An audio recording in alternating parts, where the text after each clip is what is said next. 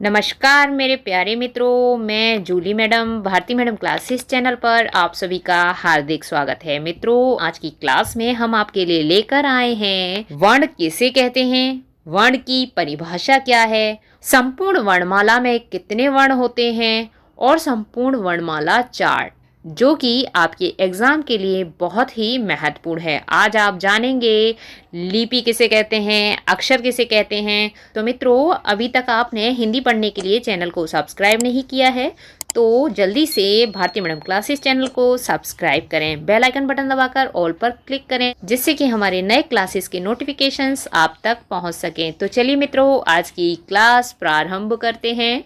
तो मित्रों, ये देखिए हिंदी वर्णमाला और वर्णमाला की परिभाषा, वर्ण किसे कहते हैं। ठीक है, तो वर्ण उस मूल ध्वनि को कहते हैं जिसके खंड या टुकड़े नहीं किए जा सकते, यानी कि जिसको तोड़ा ना जा सके, है ना। खंड करना, टुकड़े करना यानी कि तोड़ना, है ना। तो वर्ण उस मूल ध्वनि को कहते हैं जिसके खंड या टुकड़े नहीं किए जा सकते, जैसे अ, ई, व, च, क, ख इत्यादि, यानी कि वर्णमाला के प्रत्येक वर्ण के खंड नहीं किए जा सकते। वर्ण भाषा की सबसे छोटी इकाई है, इसके खंड नहीं किए जा सकते। तो दो चीज़ आपको पता चल गई। वर्ण किसे कहते हैं, तो वर्ण कहते हैं जिसके खंड या टुकड़े नहीं किए जा सकते, उन्हें वर्ण कहते हैं। वर्ण मूल ध्वनि को कहते हैं। किसे कहते हैं? मूल ध्वनि को। और मूल ध्वनि के खंड या टुकड़े नहीं किए जा सकते।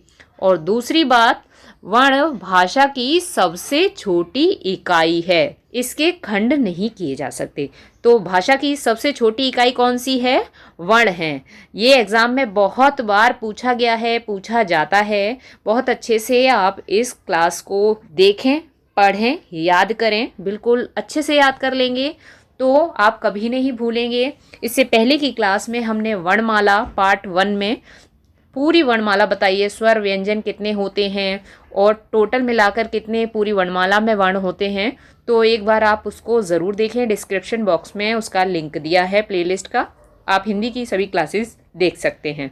तो मित्रों, अब देखिए, जिसके खंड और टुकड़े नहीं किए जा सकते वही वर्ण है ना। और भाषा की सबसे छोटी इकाई क्या है? वर्ण है।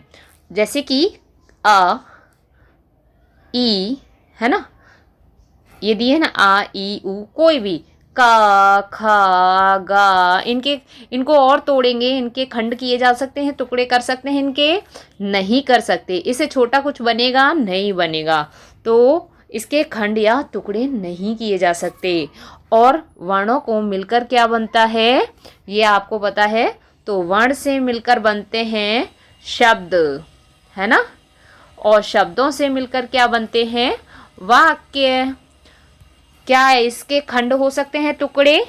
का, खा, आ किसी भी वर्ण के नहीं हो सकते, है ना। शब्द के खंड हो सकते हैं, बिल्कुल हो सकते हैं।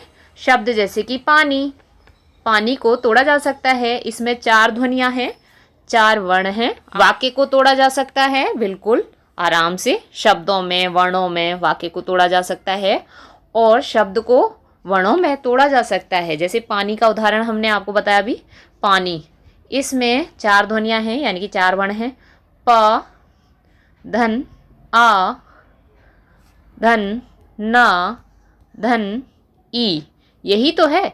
अब इसको अलग अलग तरह से तोड़ लिया गया ना, 4 खंड हो गए इसके, तो इसको तोड़ा जा सकता है। शब्द को तोड़ा जा सकता है, शब्द के खंड होते हैं। और वाक्य को तोड़ा जा सकता है, शब्दों में, वर्णों में, है ना।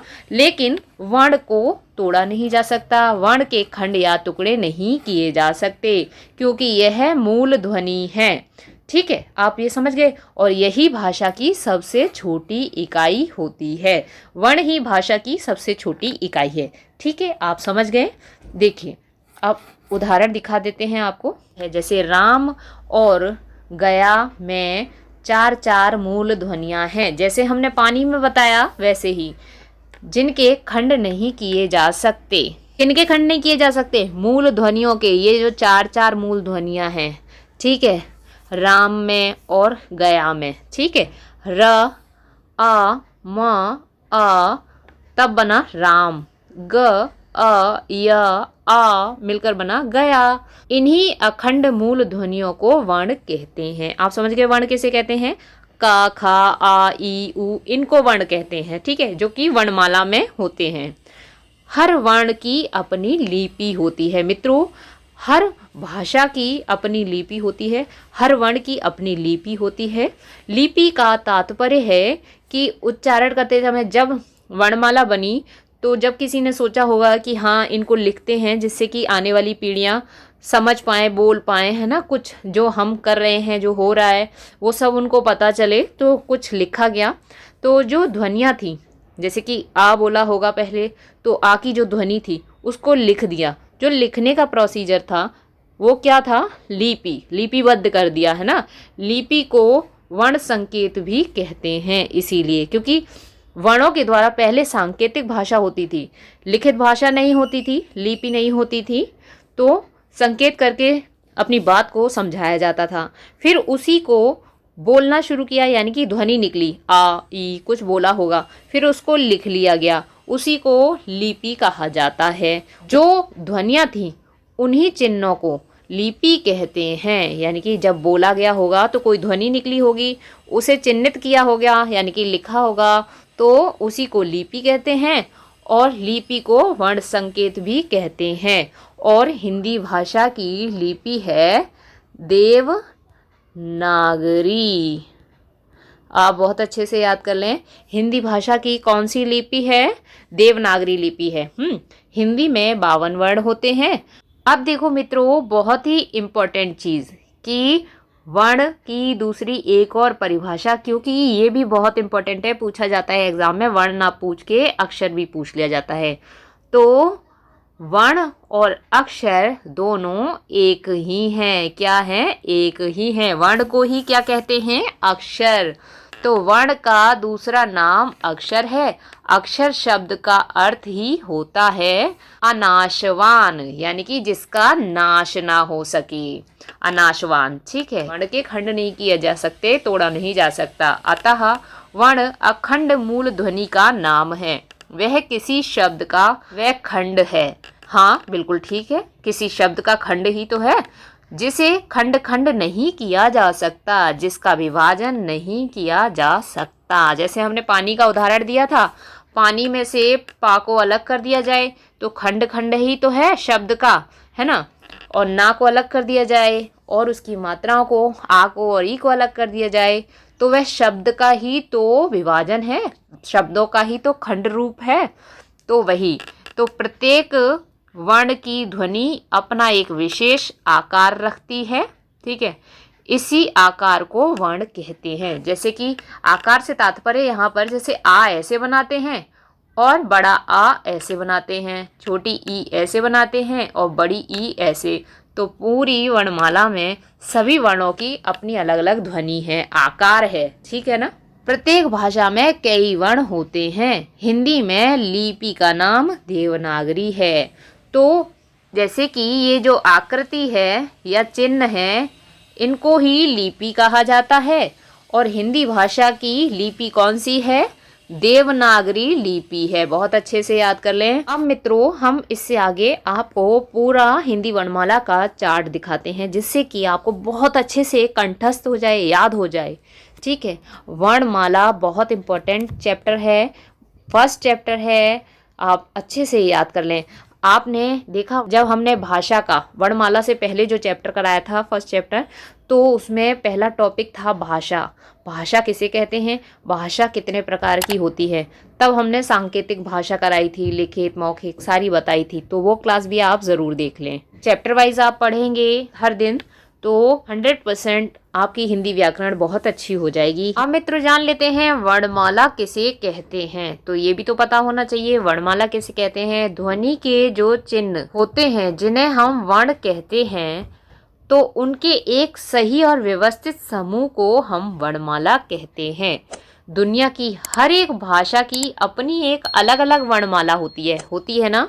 तो यानी कि जो ध्वनि है वही तो वर्ण है, उनके सही व्यवस्थित क्रमबद्ध समूह को वर्णमाला कहते हैं, है ना। तो क्रम से रखे हैं वर्णमाला में वर्ण। दुनिया की हर एक भाषा की अपनी एक अलग अलग वर्णमाला होती है। हिंदी भाषा की देवनागरी लिपि है, हिंदी वर्णमाला है। संस्कृत भाषा की ब्राह्मी लिपि है, संस्कृत वर्णमाला है। ऐसे ही बंगाली, गुजराती, इंग्लिश, तो सबकी हर भाषा की अपनी एक लिपि है और अपनी वर्णमाला है। ठीक है, जैसे इंग्लिश में आपने अल्फ़ाबेट पढ़े हैं ना, तो इसी तरह से तो किसी भी भाषा को लिखने के लिए अक्षरों की ज़रूरत पड़ती है। अक्षर क्या है? वर्ण, जैसा कि हमने अभी बताया था।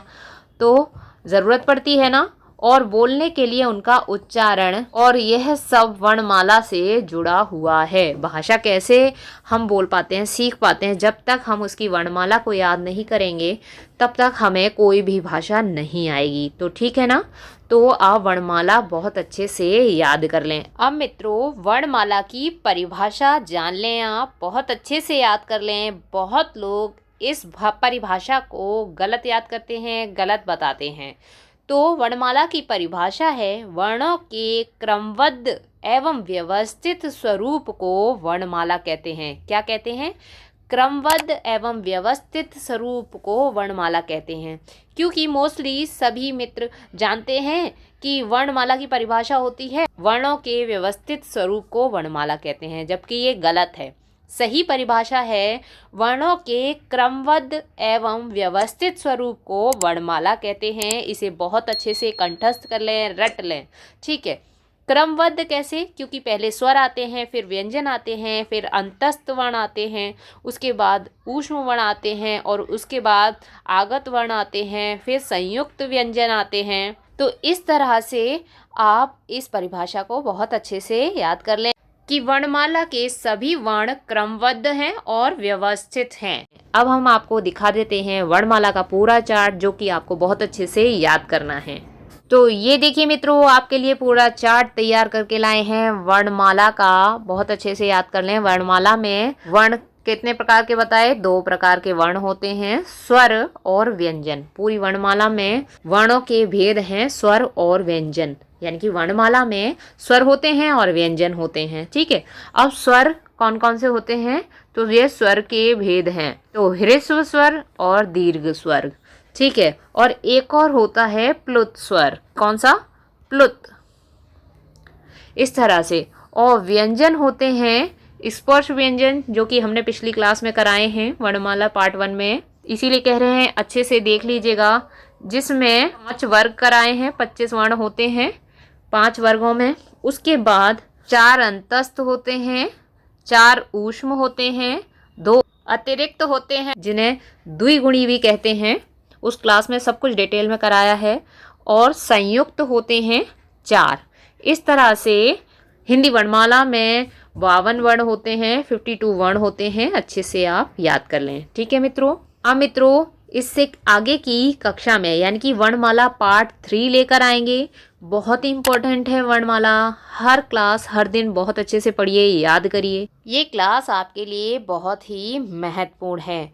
तो मित्रों, यदि आपको कोई क्वेश्चन पूछना है, कोई डाउट है, तो नीचे कमेंट बॉक्स में आप कमेंट कर सकते हैं।